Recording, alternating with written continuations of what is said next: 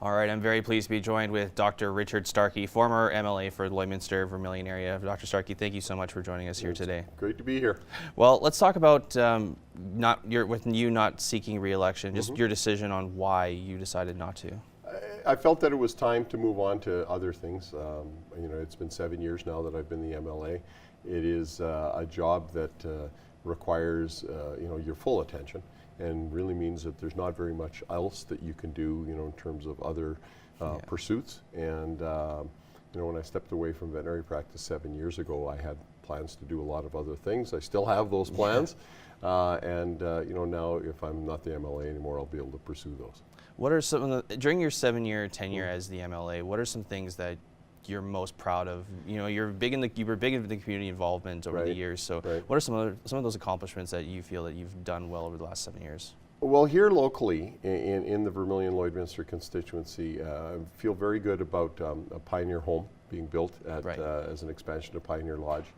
Very positive about the completion of the new schools like College Park, and the new E.H. Walter School out of Paradise Valley, modernization of St. Jerome's School in Vermilion. There's still some projects that are on the go, but we've at least moved the needle on the planning for an underpass at the Kitscoty interchange, at the interchange between Highway 16 and 897. And then numerous projects all around the constituency, the Dewberry Arena, the Dewberry Hall. There's been funding for projects in Innisfree and in Viking and in other parts of the constituency. At a provincial level, I'd say the three main ones that I'm most proud of are the tourism framework that was passed and is now really set our tourism industry in focus. The rebuild of the provincial park system that was damaged in the floods of 2013, including Kananaskis Golf Course, and then the rural health review that I conducted in 2014 and 15.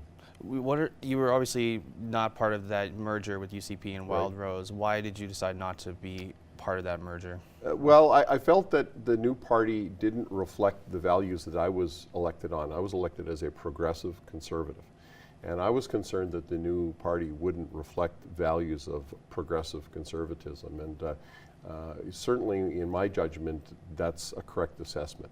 The new party is very much a right-wing party, and is much more reflective of some of the things that the Wild Rose carried forward, and a lot of the policies they've adopted from the Wild Rose. That was not a party I ever joined, and so I couldn't see myself being part of that party.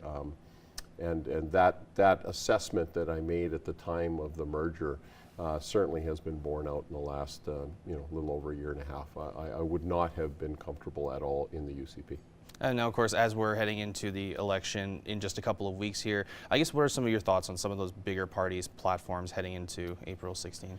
Well, I'm concerned that this election is more about people being told what they need to vote against and not vote for.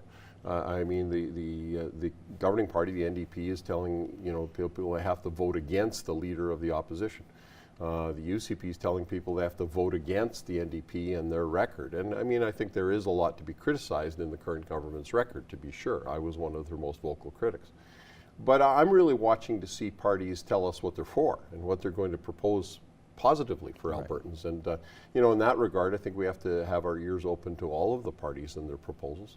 I know the Alberta Party, as an example, has brought forward a Children First policy that I think has a lot of potential. There's a lot there.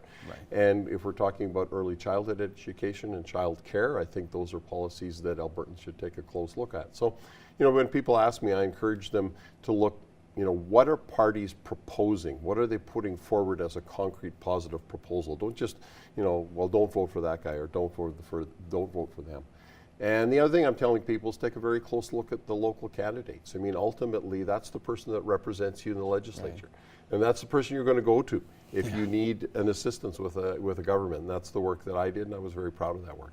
I guess just before we wrap up here, is there one last thing you want to say to the people of the Lloydminster Vermilion area, just lastly before your final kind of last hurrah there? Well, I'll say, and I said this, and I'm absolutely am sincere with this. It's been an honor and a privilege of my adult life to be a representative in Edmonton of this constituency, of the people there. I've always tried to serve, with integrity and to, stick to my principles and my ethics.